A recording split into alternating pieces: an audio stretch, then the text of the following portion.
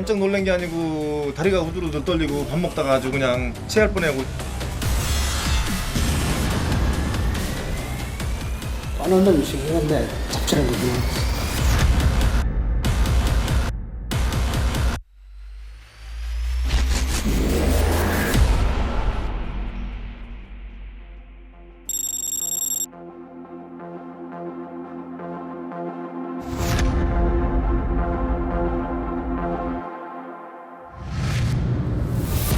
내 팔 바로 앞으로 딱 따르르 떨떨떨떨 해갖고서 굴러 내려갖고 오더라고. 그 아내를 여기를 이렇게 쳐다가 보니까 뼈가 이만하고.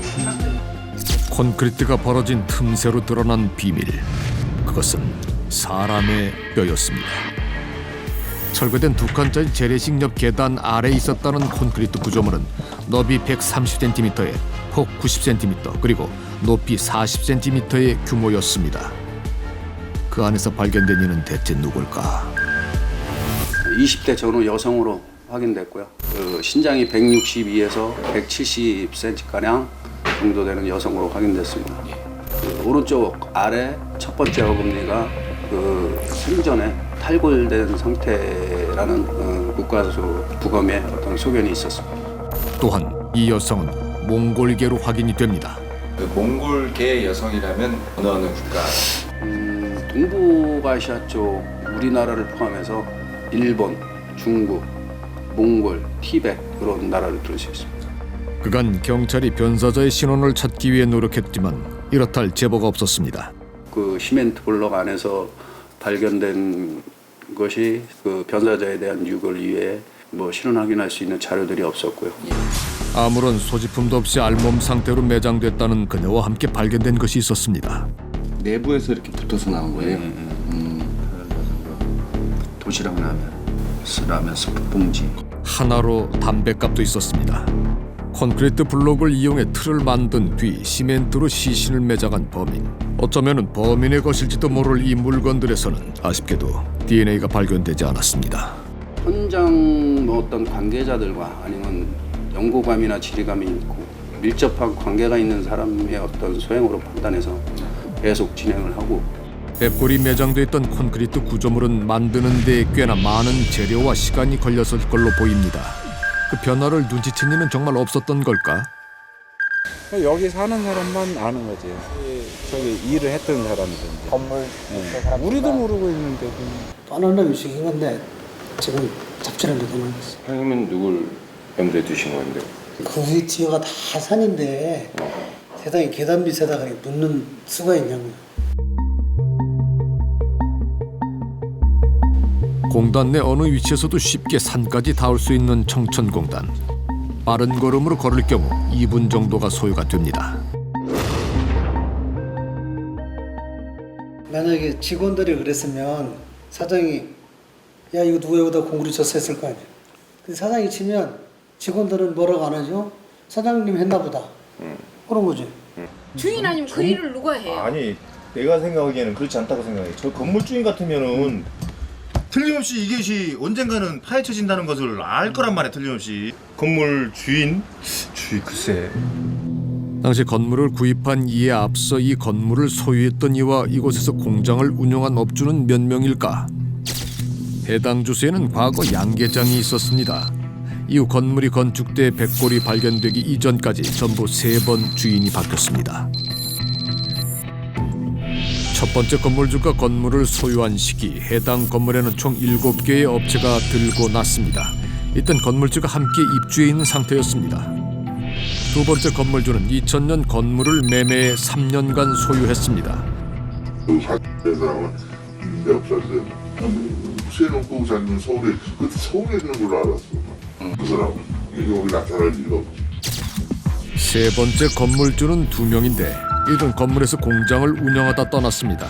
그래서 마지막 2년간은 임대인만 건물을 사용했습니다.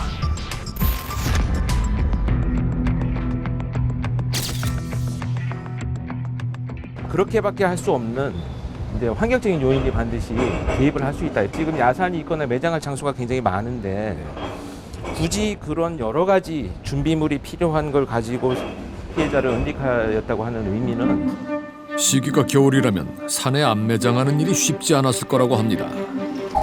게다가 생각지 못한 방해 요인도 있었을 거라고 합니다. 개가 짖는다는 것은 누군가 목격하거나 본인 입장에서 좀 두려움이 양성될 가능성이 높아요. 빈 공장을 지키기 위해 키워지는 개들이 많습니다. 이는 범인에게 큰 장애물이었을 겁니다. 범행을 은폐할 때 보면 사고의 폭이 넓지가 않습니다. 본인 입장에서는 그게 이제 최선이라고 생각을 하는 거죠. 아주 전문적이지 않더라도 충분히 그런 환경에 노출되어 있는 가능성이 높다고 볼 수가 있겠습니다. 우리가 쫓는 범인 역시 시멘트를 가까이서 접해본 인물일까? 얘 자체는 부치기에서 뭐 이렇게 작업한 것 같아요. 전문가들이 접착제라고 판단한 그것은 시신에 닿았던 콘크리트와 원래 건물의 콘크리트 사이에 명확하게 그어진 검은 선입니다. 안 쓰면 어떻게 돼요? 쉽게 떨어지죠. 얘 콘크리트 친 다음에 뭐 1, 2년 있다 위에 다시 콘크리트 치면 요거 사이가 이렇게 떨어져. 어느 정도 그래도 건축이나 건설에 대해서 좀 아시는 분이라는 거죠. 콘크리트는 원래는 강알칼리도에 이산화탄소가 들어와서 반응을 하게 되면 그 pH가 10 이하로 떨어진 거. 그거를 이제 중성화라고 그래요. 시신에 닿았던 콘크리트는 알카리성이라 보라색으로 반응한 반면 원래 건물의 콘크리트는 변화가 없습니다. 이만큼 중성화가 진행된 후에 이 콘크리트를 쳤다고 가정을 할 수 있습니다. 10년 정도는 경과가 된 다음에 이 콘크리트 쳤다고 이제 저희들이 이제 가정을 할 수 있습니다. 콘크리트 중성화 정도를 측정해 시신이 매장된 시기를 추정했는데 그 결과 2004년부터 2008년 사이로 나타났습니다. 함께 발견된 라면 스프 봉지가 시중에 유통된 기간과 담뱃갑 디자인이 사용된 시기를 종합해 보면 1990년 지어진 해당 건물의 시신이 매장된 시기는 2006년부터 2008년 사이로 추정됩니다.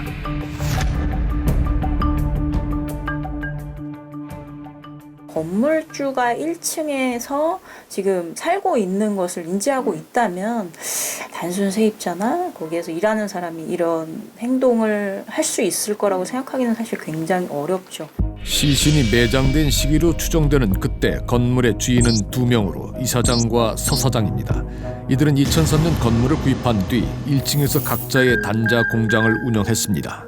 내가 관할할 수 있는 공간에 영원히 은닉하는 게 가장 발견 가능성이 낮잖아요. 일단 가장 합리적인 것은 이 건물의 주인이었던 사람을 역추적을 하는 것이.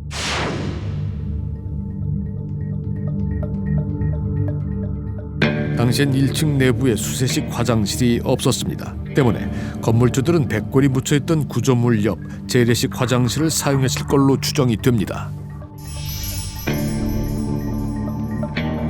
친구 사이라는 건물주들 중 먼저 이사장을 만나봐야겠습니다. 예, 이 사장님 좀 뵈러 왔는데요. 저희가 이사장님이랑 한번 좀 대화를 해볼 방법이 없을까요? 아니요, 절대 경찰도 안 받아요 이제.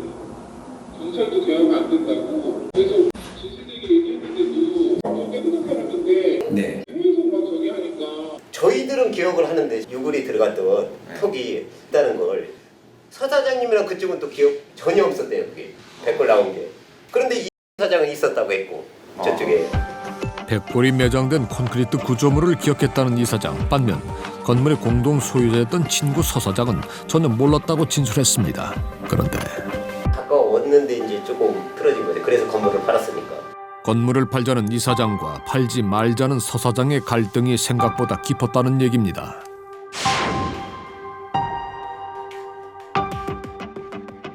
발견된 백골에 대해서 좀 취재를 지금 진행하고 있거든요. 뭘 취재를 해요? 그럼 뭐하러 취재해? 아무것도 모르는데 뭘 조사 끝났는데. 굉장히 저 같은 경우는요. 쟤네들이 할 수 있는 만큼 힘들어도 다 해드렸어요. 그런데 저한테 돌아오는 걸 뭔지 아세요? 뭔지 아니요. 저를 알더니 사람 사주해서 뭐 했다면서 그렇게 질문이냐고요. 사람이 지금 너무 충격을 받아가지고 저는 지금 회복 중이니까 우리가 하지 않은 질문을 가지고 우리를 향해 화를 냅니다. 남편 서 씨가 나서 달래봐도 아내의 흥분은 쉽게 진정되지 않습니다. 그 위치에 그렇게 콘크리트 타설된 게 구조물이 있다라는 걸 알고 계셨어요? 몰랐어요. 그러니까 몰랐으니까 제가 얘기한 거예요. 이걸 이제 팔자.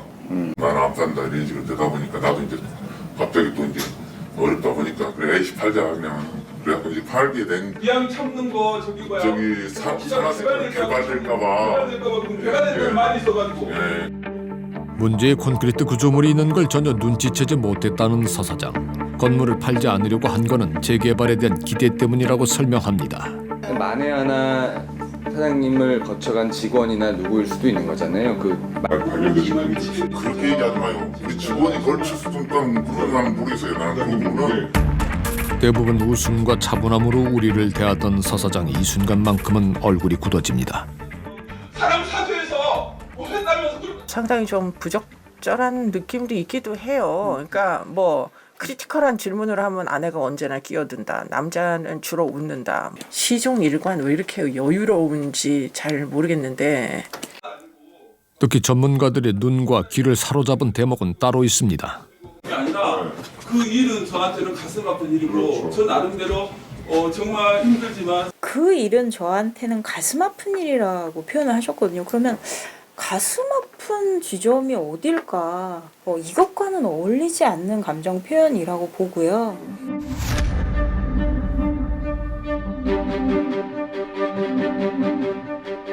우리가 이런 의문을 조심스럽게 가져본 데에는 이유가 있습니다. 설명되지 않는 부분이 있어서입니다.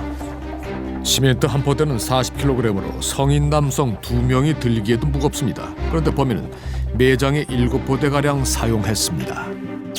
백골이 발견됐을 당시의 사진을 보면 콘크리트가 3개 층으로 나눠져 있습니다. 바로 붓고 물 붓고 또 붓고 물 붓고 이렇게 하면 이렇게 돼요.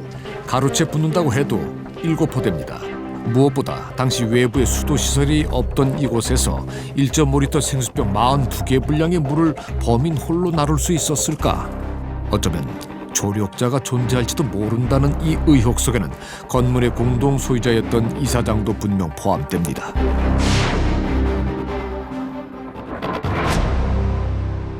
수일이 지나서 발견되지 않는다면 아마도 이제 자신과는 좀 분리되어 있다라고 하는 이런 심리적 안정기를 가졌을 가능성이 높습니다.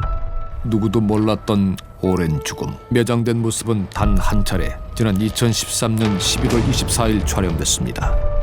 이 사진을 찍은 이는 한 청소업체 대표로 알려져 있습니다.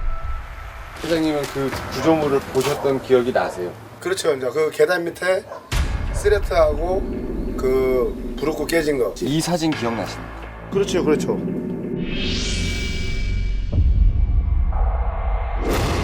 이 사진 사장님 직접 찍으신 거예요? 아니요. 사장님 찍으신 거 아니세요? 아니요.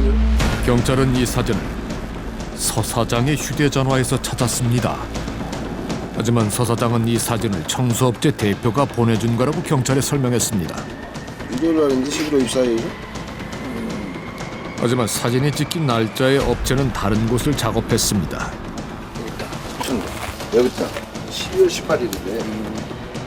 청소를 한 날짜는 2013년 11월 24일이 아니라 20여일 뒤 12월 18일입니다. 콘크리트 구조물이 보이는 이 사진은 서 사장 자신이 찍었던 게 아닐까. 이게 선생님 핸드폰에 있어요? 여기 이거 청소하는 사람이 쭉 보냈어요. 왜 나한테 있다고 그럼 그 사람한테 물어봐요. 안 보냈대요. 안 보냈대요. 청소업체 대표를 직접 만났다는 얘기에 당황한 듯 보입니다. 황급히 자리를 떠나버리는 서 사장. 처음 만날 때 봤던 그의 여유로운 모습은 이제 더 이상 찾아볼 수 없습니다.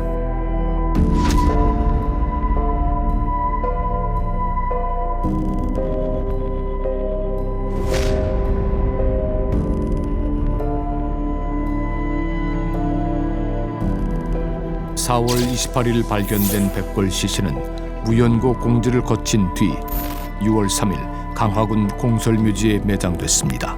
그녀에게 허락된 시간은 10년입니다. 그 시간 동안 이름을 찾지 못하면 유골은 화장될 것입니다. 20대 전후로 갈색으로 머리를 염색했던 그녀는 분명 누군가의 기억 속에 남아있을 겁니다.